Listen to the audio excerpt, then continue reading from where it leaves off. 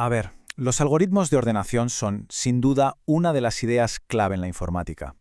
Básicamente se dedican a poner orden en los datos, y al hacerlo consiguen que todo lo demás vaya increíblemente más rápido, ya sea buscar en una base de datos o incluso renderizar gráficos. Hoy vamos a hacer un viaje para entender cómo funcionan, desde los más sencillitos hasta los más potentes. Venga, vamos a meternos de lleno. Para que nos hagamos una idea de la importancia de esto, imaginemos que tenemos una colección de textos con 600.000 palabras y queremos encontrar una en concreto. Si vamos a lo bruto, una por una, de forma secuencial, podríamos tardar, ojo, unas 166 horas. ¡Horas! Pero, ¿y si primero ordenamos esa lista y usamos un método más listo, la búsqueda binaria? Pues la tarea se queda en solo 20 segundos. El salto de horas a segundos es brutal. Y claro, esta diferencia tan bestia nos lleva directamente a la pregunta del millón, ¿no? ¿Por qué elegir un algoritmo u otro puede tener un impacto tan grande? Bueno, pues la respuesta está en cómo cada uno de estos métodos gestiona la eficiencia a medida que la cantidad de datos se dispara. Vamos a empezar por el principio, con los algoritmos que son más fáciles de pillar. Son súper intuitivos, casi como lo haríamos nosotros a mano. Pero, como vamos a ver, esta simplicidad tiene un precio, sobre todo cuando nos enfrentamos a muchísimos datos. El primero de la lista es el famoso ordenamiento de burbuja, o bubble sort. La lógica es de lo más directa que hay. Va mirando los elementos de dos en dos y si no están en el orden que toca, ¡zas!, los intercambia. Y repite este baile una y otra vez hasta que toda la lista está perfectamente ordenada. Vamos a verlo en acción, que es como mejor se entiende. Tenemos aquí una lista desordenada. El algoritmo compara el 9 y el 5. Como el 9 es mayor, los cambia de sitio. Luego compara ese 9 con el siguiente, el 8. Y lo mismo, los vuelve a intercambiar. Y así sigue el proceso. Vemos cómo el 9, que es el número más grande, va burbujeando poco a poco hasta el final de la lista. Con cada pasada completa, el siguiente número más grande encuentra su sitio definitivo. Es un método muy ordenado, sí, pero bastante lento. Y aquí está su gran talón de Aquiles. Su rendimiento se mide con algo llamado notación Big O y es de O n al cuadrado. Para que nos entendamos, esto significa que si duplicas el número de elementos, el tiempo que tarda no se duplica, se cuadruplica. Así que para listas grandes es insostenible. Venga, pasemos al siguiente, el ordenamiento por selección, o selection sort.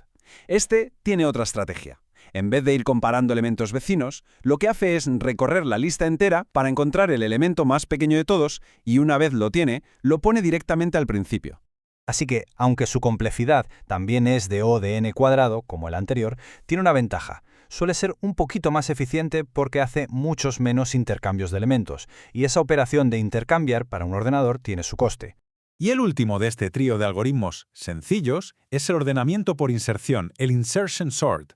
La mejor forma de imaginarlo es como cuando ordenas una mano de cartas. Vas cogiendo una carta del montón y la colocas en su sitio correcto dentro de las que ya tienes ordenadas en la mano. Y ojo, que este algoritmo nos enseña algo muy importante. El contexto lo es todo.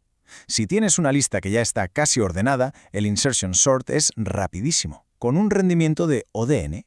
Esto lo convierte en una herramienta muy útil, pero solo para situaciones muy concretas. Bueno, pues dejamos atrás los métodos más simples y nos metemos con una filosofía mucho más potente, la de divide y vencerás. Esta estrategia es básicamente la base de los algoritmos de ordenación más eficientes que usamos hoy en día. El primer campeón de esta estrategia es el ordenamiento por fusión, o merge sort. Su plan es simple pero brillante. Si una lista es demasiado grande para ordenarla de golpe, la parte por la mitad. Y sigue dividiendo una y otra vez, hasta que le quedan listas minúsculas de un solo elemento, que claro, ya están ordenadas. Y entonces empieza el camino de vuelta, fusionar esas listas pero ya de forma ordenada. Aquí se ve perfectamente esa lógica. La lista original se va rompiendo en trozos cada vez más pequeños, y cuando ya no se puede dividir más, el algoritmo empieza a fusionarlos de nuevo, paso a paso, asegurándose de que cada nueva lista que se crea esté perfectamente ordenada.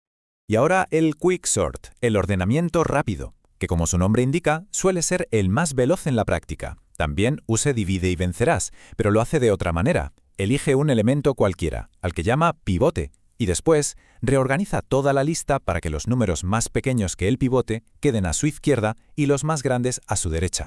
El proceso se puede resumir en estos 3 pasos. Primero, elegir un pivote.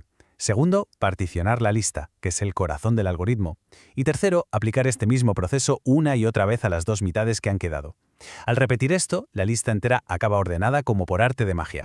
Ya hemos conocido a los contendientes, así que ahora llega el momento de la verdad. Vamos a comparar su eficiencia cara a cara. Y para eso, como hemos dicho, usamos la notación Big O, que nos dice cómo de bien o de mal se porta un algoritmo cuando la cantidad de datos empieza a crecer. Este gráfico lo es todo. ¿Veis esa línea que se dispara hacia arriba sin control? La cuadrática, la de ON al cuadrado. Ahí es donde viven nuestros amigos Bubble, Selection e Insertion Sort. Es una curva que se enfada muy rápido. En cambio, las más planas, como la logarítmica, son mucho más eficientes. Nuestros algoritmos de divide y vencerás viven en un punto intermedio súper eficiente, llamado ON log n. Ahí está la diferencia entre esperar 166 horas o 20 segundos. Y aquí lo tenemos en números. Para que quede bien claro, la tabla no engaña. Mientras los tres primeros se quedan en una complejidad media de ON al cuadrado, MergeSort y QuickSort presumen de un ON log n que es muchísimo más rápido. Pero, fijaos en un detalle. QuickSort en el peor de los casos puede caer a ON al cuadrado.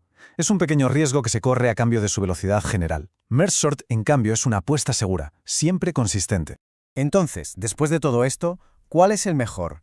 Pues como pasa casi siempre en ingeniería, la respuesta es depende. No hay una solución mágica que sirva para todo. La clave es elegir el algoritmo correcto para el problema concreto que queremos resolver.